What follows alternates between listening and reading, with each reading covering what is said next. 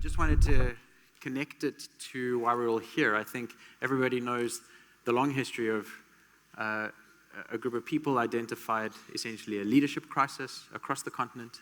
And the response to that was building a series of institutions, starting with a school and later other interventions. And as we built those institutions, we then started to hit up against a wall. And that wall was the opportunity crisis. Even for the most talented of us, there aren't enough opportunities, be that access to a university or a job. And the only way we're going to start to solve some of those problems is through some really big partnerships and collaboration, because they're really sticky issues. So my name is Josh Adler, and I've been leading particularly our entrepreneurship work for a couple of years now. And I'm excited to share that work with you today. So, I'll introduce them a little bit later, but our panelists that will join me after a short movie will be Reeta Roy from the MasterCard Foundation, Elizabeth Bintliff from Junior Achievement, and two young entrepreneurs, Melissa Bime from Infuse and Cecil Chikezie from Echo Maka. So, what if entrepreneurship was a career? I think this is a really, really important question. If you use that as the lens through which we talk about the transition from school and university directly into entrepreneurship, it becomes very easy to think about, because careers are things we know how to think about. You kind of leave the world of school and you go into the world of work, and there's a whole bunch of things that happen in early careers. But when you add the word entrepreneurship to that, we don't know what's happening in early career entrepreneurship. It's much more confusing. It's not as well laid out. So what if we thought of entrepreneurship as a career, and we started to solve for it? What could the potential impact of that be? What are the assumptions we need to hold? For example, there are assumptions about the age at which you should start your entrepreneurship journey and the experience you need to have. Are those assumptions correct? What are the drivers? What are the barriers? And we've been exploring that over almost a decade now. So I just want to tell you a little bit of the history and evolution of our work through something called the Anzisha Prize, which is a partnership between a member of the group, the African Leadership Academy and MasterCard Foundation. And we have three broad pillars of work. The first is we demonstrate things. It's almost like our R&D function. So we've been looking at what do you need to do at high school to encourage kids to make the choice of pursuing an entrepreneurial career. What do you need to do with the curriculum? What are the stories you need to tell? There's a whole world of work there. What do you need to simulate? How do you allow people to practice entrepreneurship rather than just learn about it? What do you support when they graduate, and how do you support a young entrepreneur that is in their early 20s versus maybe an older entrepreneur? And then we release this information and we share it widely so that other people can follow what we do and learn from it. So it's a research and development function. The second is that we collaborate with actors. We've figured out there are 4 key actors around a very young entrepreneur that really matter. The one is parents. They most influence the decision of a young person about career. The secondary influencer on that decision is a teacher. So we work really hard to influence those influencers, right? And the second 2 groups of actors we're trying to influence are investors and policymakers, because they influence the space in which a young entrepreneur must be successful. So they have to create an enabling environment both at a policy level and with capital. And we're trying to influence how they behave towards very young entrepreneurs too. And the final piece of our work, which is the most well known, is we celebrate.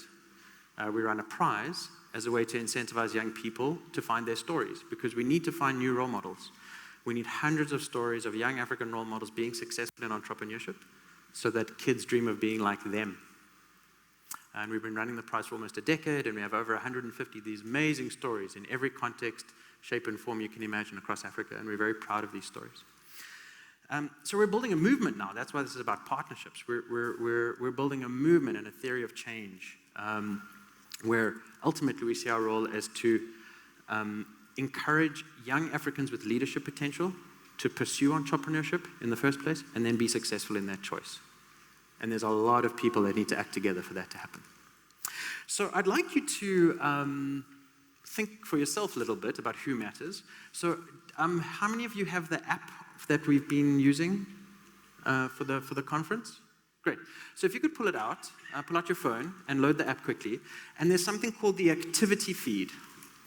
And what I'd like you to do while we go through this next little bit and show a movie is I'd like you to think about Which of the four actors around a very entrepreneur, a parent, a teacher, an investor, or a policymaker, do you think is the most influential? It's almost advice to us. Where should we focus our efforts? Should we be focusing on parents, teachers, investors, or policymakers with our resources to make this transition from school to work to entrepreneurship successful? So just put parents and a sentence as to why you do it on the activity feed comment. I think what happens when you've been doing this work for a while is you start to have an opinion, you start to have a grounding thesis. And the way we started to explore that is we started to say, okay, we need to do some scenario planning work to influence policy. So for the past year, we developed a paper. It's called the Anzisha scenario, and it really paints a picture of what the world will look like in about 25 to 30 years if very young people make this choice and we support them. How many jobs will we create, etc. So we've been doing that for a year. We've consulted hundreds of people, lots of organizations. We've run it in almost, I would say, about 10 or 15 different circumstances and countries. And we've come up with 3 scenarios that we now debate. The one is the status quo. I think we all know this one. We have about 12 million young people entering the labor market every year and only about 3 million new jobs. So there's a massive gap. And the expectation is that big business, informal economy, and government will sort of solve for that. And we all know that that's not going to happen. Right? So that's the status quo, and we paint the picture in the research. The second one is where there is no doubt that entrepreneurship equals jobs. Small businesses drive economies. We're in Ghana right now, 82% of people who are employed by a small or medium enterprise. That's a significant number. In India, there are over 42 million SMEs, both registered and unregistered. Think how many jobs those are creating. Globally, SMEs equal jobs, right? So that's not really in dispute. The question is, could it do more? Right? So then we started to say, what happens if we bet on really young people? What happens if we assume entrepreneurship is it, but we actually start to invest in young entrepreneurs earlier? And that's called the Anzisha scenario. So far, in our research, we've picked up a couple of things, and it's still ongoing. But for example, we've learned that businesses run by young people are more impactful when they succeed, and they cause less harm when they fail. Interesting, right? So the gain is bigger, but the failure is less harmful to an economy. The second thing that we've realized is that you hire your age mates. Think about this in life. As you get older, you hire your peer group. So who's going to hire young people? Other young people. The most likely person to give a 19-year-old a job is a 23-year-old. And they'll grow together. But we seem to think that common wisdom is telling us not to think about this. Okay? The other thing that we've started to learn is that young people ask better questions, so they solve problems differently when they create ventures. They're really creative because all the things that they haven't got scared of yet are starting to happen. So there are a number of things that we've learned, and it's all in the research that I would encourage you to download. If you've got it, there's a little piece of paper that explains our theory of change, and it gives you information about where to download it, right? So our panel today is going to explore this future, and we're going to talk about what we all think could be done to make it happen. So it's an exciting half an hour that we're going to have. So I'm joined by Reeta Roy from the MasterCard Foundation, Melissa Bime from Infuse, Elizabeth Bintliff from Junior Achievement, and Cecil Chikezie from Ekomaka. And I'll just point out that the two young people on our panel are Anzisha Fellows. That makes no comment on anybody else. So I want to dive straight in. I want to talk about high school. And I'd like to start with you, Cecil. If you think about your time at high school, what experiences at high school either helped or hurt when it came to your growth as an entrepreneur? So my name is Cecil Chikezie from Nairobi, Kenya, and I'm the founder of Ekomaka. Ekomaka is a company that aims to provide a sustainably affordable alternative to wood charcoal by production of briquettes made out of carbonized agricultural waste. So back to your question.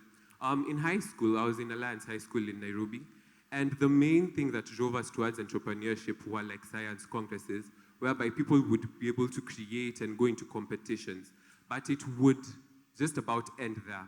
There wouldn't be further like development of any project into businesses. Personally, what inspired me to enter into entrepreneurship was a young man named Tom Lee Osborne. And funnily enough, he was an Anzisha fellow, but that was back then in the 2014s. And when our principal was talking about him, he used to talk about him with so much passion and like pride. And all the other students would be like, okay, what can I do so that the principal can also mention me? And as time went by, after I finished high school, I came up with different projects, then finally landed on Eco-Maka, which I am doing today.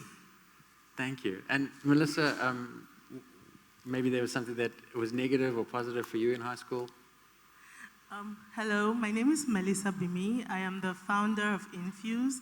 Infuse is a digital blood bank and a blood sourcing and delivery company that sources blood from blood bank hospitals and delivers that to patients in hospitals that do not have blood banks. So in high school, I went to an all-girls high school back in Cameroon, and I never ever heard the word entrepreneurship in my life throughout high school. We had a principal who, when we were like loud or rowdy, she would tell us, ladies are to be seen and not heard. You're not supposed to talk. So there was really nothing that ever encouraged me to become an entrepreneur. I had no idea what that word meant. It was about, going to school and getting good grades and making the school proud. So the only time I saw somebody like do something for themselves was, my mom, because she was a lawyer and she would offer like pro bono services to like some of her clients. And that was the only like first introduction that I had to seeing people like doing stuff, but never really because from school I had that experience. And this is supposed to be like one of the best schools in the country. So anyway, I hope you can all see me and hear me today, because jokes on her. Wow, thank you. Yes, let's give her a round of applause. Jokes.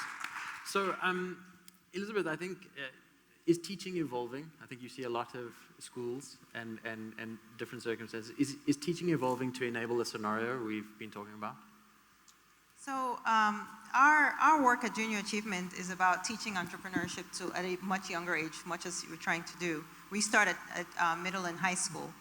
And our model is very much driven by volunteerism. So across the continent, we have a database of about 3,000 professionals, CEOs, you have it, who we recruit to come into classrooms, learn our curriculum, and then use their own knowledge to bolster the teaching of entrepreneurship to young people. And the reason we use volunteers is because we do believe that entrepreneurship is experiential. But partly it's also because teaching, unfortunately, is not evolving. We just don't have the infrastructure or the knowledge base to have teachers who are teaching entrepreneurship. And that's very, very unfortunate because, our programs, our educational systems across the continent are still very, very much based on rote learning. That is, the teacher stands in front of the class, delivers knowledge, which the students internalize and then spit back. And it's really unfortunate because, if you look at any industry really in the world over the last 100 years, whether it's photography, automobiles, whatever it is, it's evolved. Thank you. And I think a lot of people would echo that sentiment. Teaching needs to evolve if we're going to see some of this work. So I want to now bring it to Reeta, because I think first it would be really interesting for people to hear how MasterCard Foundation's Young Africa Work strategy connects to the issue of entrepreneurship broadly. But then secondly, you did a whole bunch of research on secondary schools and what does that look like as a platform for the future of work and whether that's possible. And that ties directly to this question of high schools. So I'd love to hear your thoughts. Thank you. Thank you so much, Josh. Entrepreneurship clearly is going to be a significant part of Young Africa Works, which is focused on the whole challenge of young people and unemployment. We know that when many young people come into the workforce, less than 4% will actually seek waged employment. And across the continent, about 22% of these young people end up starting a business. That's one of the highest rates of startups anywhere else in the world. So a huge part of our strategy is to get behind entrepreneurs who are growing critical sectors of the economy and actually creating opportunities for other young people. With regards to the research, which we've been partnering with a number of opinion leaders to looking at the state of secondary education, there are several critical findings which are coming up, most of which will not be a surprise to many people in this room. Much of it has to do with the quality, the content, and the relevance of that education. But One area which is clearly emerging, which I think dovetails with your research, is that it's very, very clear that for the vast majority of young people across this continent, secondary education is that entry point into the workforce. And if it is going to be that entry point, then they need to be equipped with some of the skills which Elizabeth spoke about a moment ago, skills which are really critical for anyone who's going to be starting up a business. It's identifying what you're passionate about or a problem that you really want and love to solve. It's about building on problem-solving skills and looking at a problem from multiple dimensions to identify opportunities. It's learning about how to conduct some research about if it's a service, if it's a product, what customers really want, what is the real demand, and then learning how to not only design and communicate and work in teams, because it's going to take working with others to bring a product to market. If you disaggregate each of these skills and at the same time bring them back together, that's what entrepreneurs are made of. Thank you. And I think we would echo that these pathways are increasingly non-linear. So what happens after high school is a big question. It's not obvious anymore that you just automatically go to this place or this kind of institution. And a lot of partnerships need to happen to make that clearer for young people. So I want to bring the audience back in. I had a quick scan, and parents have sort of won outright here, with teachers coming second, and then a very passionate plea for investors, which I thought was interesting, as the most influential stakeholder. So what I'd like you to do, and thank you for these comments. So one of the big problems at this age group when you're a teenager is who your role models are. And sadly, in the entrepreneurship world, most of these reference points are Western. So I would like a little bit of help. If you had to think of an African entrepreneur that you think the young African teenager of today should dream of being like, who is that? And if you could put that in the comment on the app. I think the second thing is there's this idea of, is entrepreneurship taught or experienced? So I think I just like a sense of, should entrepreneurship be taught like a course or practiced like a sport?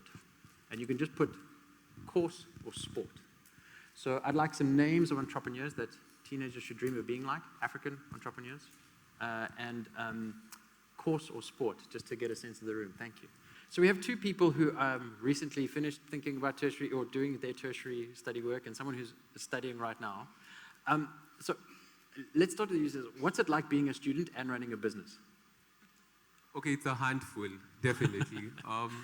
Okay, case in point, so because we distribute our briquettes to various hotels within Nairobi, and my campus is also in Nairobi, so when we're delivering, we don't have our own transport, we outsource. That means we are working with the timeline of the people who are delivering the briquettes. So if they're at, let's say, one of our clients at a Continental Hotel at 2 p.m. and I have a lecture, I have to literally run across town to make sure I get the invoice there, I get everything put into the right place, then run back for the lecture. So you find that it's just a juggling game where you have to be able to balance the two. Yeah, and I think this is a case in point of we have to think differently if we're going to enable the opportunity to practice while you're studying, because that's an important, there are these years of life that groom entrepreneurs.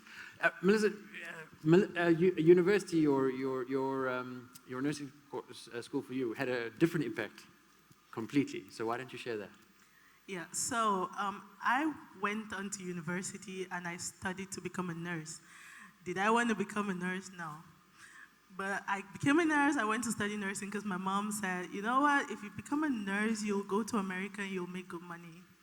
So I studied to become a nurse and I got traumatized.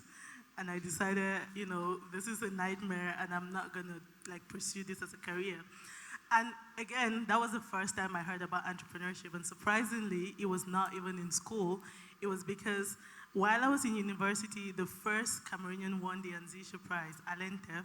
And that was when I knew that, oh, there's things we can do other than this nursing. And that was when, I started conniving in my mind and figuring out what I was going to do. So, thank you. So as we move through this transitions, there's this thing about parents. It was the most popular stakeholder in our little survey. I want to ask Elizabeth to explain the culture and norms of African parenting when it comes to careers. It's a whole world. And why don't you just share it as a parent? Oh, the African parent. How much time do we have? 40 seconds? Guilty. So, in our work, when we're starting to talk to young people about entrepreneurship in middle and high school, that's one of the biggest challenges and pushbacks that we come up against. Parents say, I don't want them to focus on this thing, it's a distraction, I want them to focus on school. Right. So there's still that mindset of academic credentials. And, given the cultural divide, I often say, not the cultural divide, the generational divide, I often say it's the difference between a rotary phone and a cell phone. It's just night and day. And the African parent, at the risk of overgeneralizing, has a very strong affinity for credentials that they can put on the wall, bragging rights, and things to be proud of for their children. I think that's a big motivation. The other motivation is they don't want to have to take care of you forever. I think that's a more global motivation. So I think one of the things that we are starting to think about in order to help change the mentality of parents around entrepreneurship, as well as adding value to young learners, is creating a micro-credential at post-high school level that can become an alternative in the same way that vocational school is, and I know vocational school is mostly frowned upon on the continent, but giving parents an alternative, or giving young people an alternative while satisfying the parental need for credentials and also increasing the learning outcomes for young people who aspire to become entrepreneurs. We all know, for example, that BCSEs or GCE or whatever it is in your country, matric, is a standard. You have some certificate that you get after high school. Yeah. What if there was an alternative that we could get African governments to sign on to that gives a credential for young people who have completed some kind of learning in entrepreneurship that the parent can then put on the wall and be proud of, and the young person can then say, I have completed some fundamentals learning around entrepreneurship. That's something we're working on this year. I know you and I are going to talk about. And I just think, we need to explore that as an alternative for young people. And I would go further to say that we need stories of success where that credential led to income. Absolutely. And that's why we need these examples and these stories to be told so strongly. I'm going to do a quick plug for something that we've created. We've created a book to advise parents. It's called Parenting the Boss. And it has 6 stories in it of successful relationships between African parents and their children who chose this path. And there are different kind of caricatures in there. There's the person who invested, there's the person who was the mentor, etc. And it's really helpful for parents to see this as a successful example. And it's available on the Anzisha Prize website to anyone who would like it. So we're now going to move to the next part, which is transition. This transitions, as we were talking about over lunch, this is the big thing. We're all battling with transitions to opportunities that are scarce. Let's start with you, Reeta. What worries you most? If we're going to do this entrepreneurship path, it's one of the paths. We're going to invest deeply. Let's assume the scenario we're going for it. What is worrying you about transitions?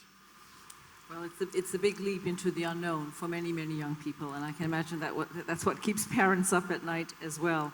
I think one of the most important things is we plan for transitions, and certainly that's something we're looking through in our scholars program and beyond. Transitions need to start, thinking about transitions and planning for that transition needs to start well before that point of transition. And so if a young person has the good fortune to be in school, whether it's tertiary or secondary, then it's looking at 3 things. One is building a portfolio of experiences. And to Melissa's point, perhaps those experiences need to document failure and what they learned, but to be able to pull together experience, which shows a set of skills. It also shows qualities and values of the person. Second, I think, is clearly building a network. Right. A network, whether it's mentors, who might be in a career of interest, but mentors who can provide introductions, but also provide the right kind of guidance. And third, and probably most importantly, is for it starts with the young person, or to some degree, understanding, having the space to be able to think about what are the paths. Melissa so beautifully mentioned that she had never heard of entrepreneurship, just nursing, and yet that exposure and that taste has changed her forever in terms of the kinds of ways she would think about problem solving and pursuing her career. So I think about transitions that way. Thank you. So, Cecil, you're mid-university. You will transition in a year or 2? Yeah. So what's your plan? Do you know? Okay, so I have a crunch time whereby I'm supposed to be graduating next year. And my plan is this, that Ikumaka has to succeed before I graduate. Why so? So that I can be able to have a case scenario and actually present it to my parents and say, well, I can be able to continue the entrepreneurship because it can be able to sustain me as a person. But if I'm not able to do that, I'm not able to prove it, and that means I have to enter into the job market, and it would destroy the whole entrepreneurial spirit. We wish you luck. Thank you very much. I'll need it.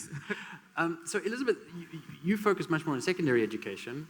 Transitions directly from high school to entrepreneurship. What worries you there? What do you think we need to look at?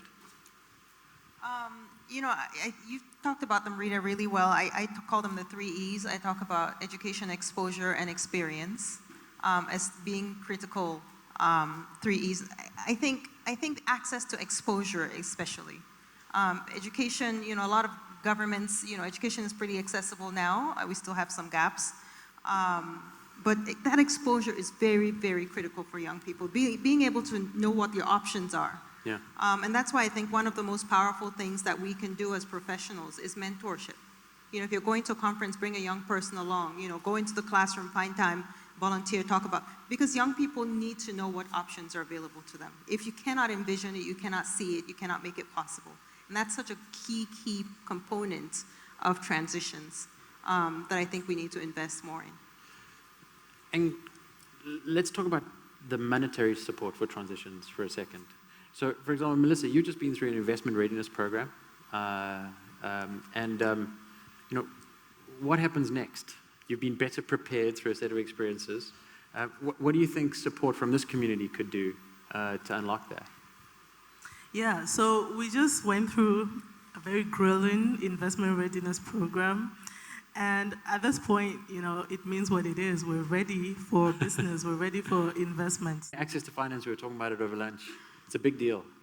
What do we do? Yeah, access to finance is a big deal, as is access to markets, and in many cases, access to, again, business mentors. People can assist with helping an entrepreneur grow their business. I think when we look at some of our programming, we've been very fortunate to work with visionary leaders in the financial service sectors. One of them is sitting right there in the front, James Mwangi of Equity Bank.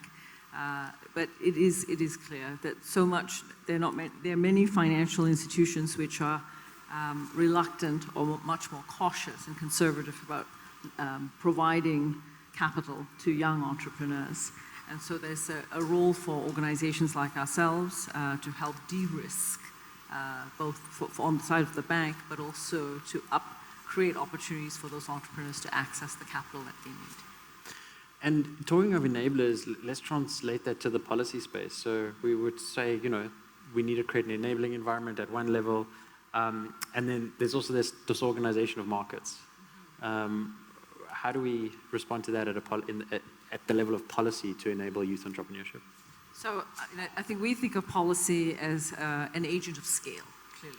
Okay. Right? Policy can be, which is enlightened, which ultimately creates an enabling environment which allows entrepreneurs to thrive, financial institutions to have the right incentives to make financial services available to entrepreneurs, an ability to actually, many of the markets or the value chains which entrepreneurs participate in are disaggregated and they're not well organized.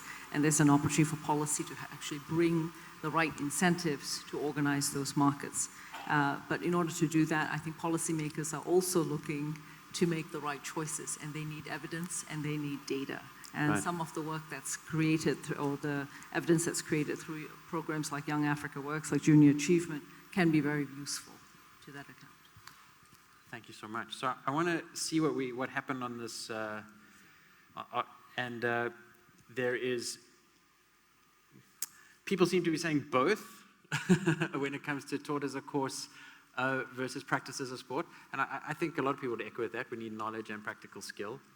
And there's some amazing name suggestions. Thank you very much. So I have one final prompt for you. And importantly, this is not just for the sake of this panel.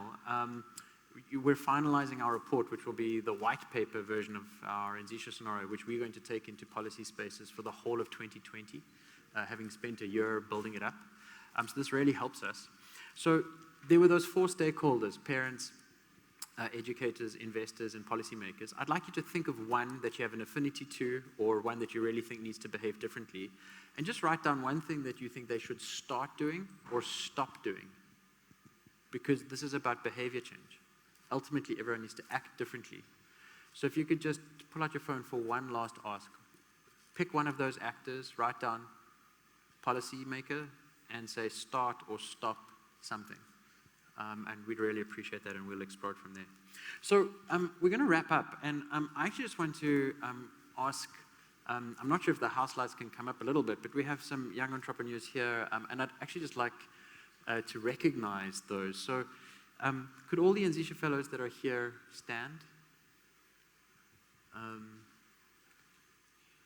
Are there members of the Education Accelerator here? Or ALA alumni or ALU alumni that have active businesses right now? Great. Is there anyone else that is under the age of 25 that is running a business? Please stand.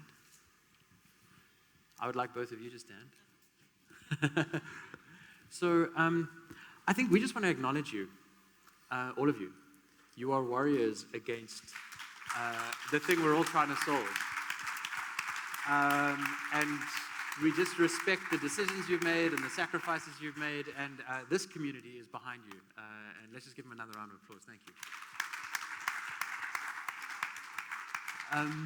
So that ends our panel. Thank you for joining us on this conversation. I hope you found the content interesting, and there's a book there that you should take home and give to a teacher you know, and there's stuff online to share with parents you know, and look forward to hanging out with you over the next few days if you have questions about these things. Thank you so much. Thank you.